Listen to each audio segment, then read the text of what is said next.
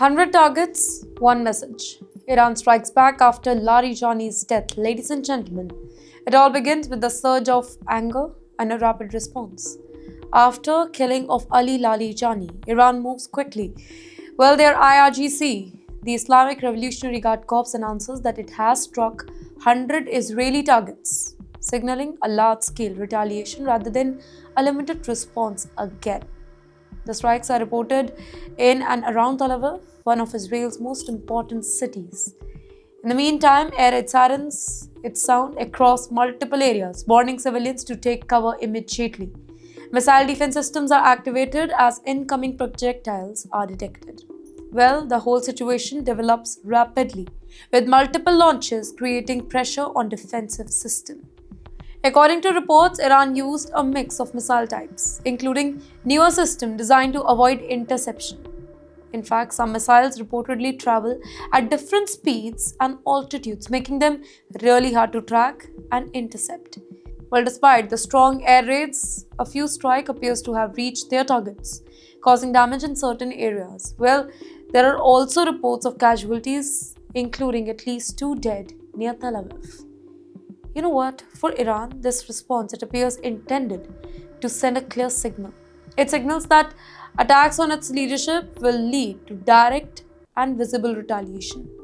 In fact, the scale of strikes suggests an effort to demonstrate both capability and willingness to escalate if required. And yes, at the very same time, the whole situation is expanding far beyond Israel.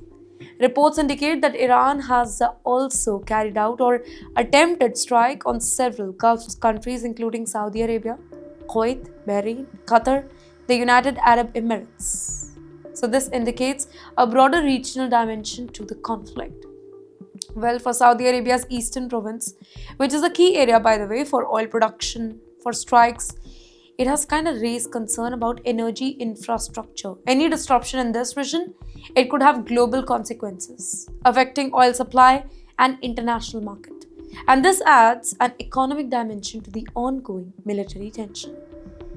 In fact, adding fuel to the fire, there are also indications that military bases linked to the US in the region, they are being considered as potential target. This suggests that Iran's strategy may involve applying pressure not only on Israel this time but on its allies, particularly those hosting the US forces. So overall, the whole situation is becoming more complex and widespread. What began as targeted incident, it is now involving multiple countries and strategic assets. Military activity is increasing and responses are becoming more coordinated and expansive. The focus now shifts to how other countries will really react and whether further escalation could be avoided or not. Well, with multiple fronts active and critical infrastructure at risk, the developments are being closely monitored around the globe.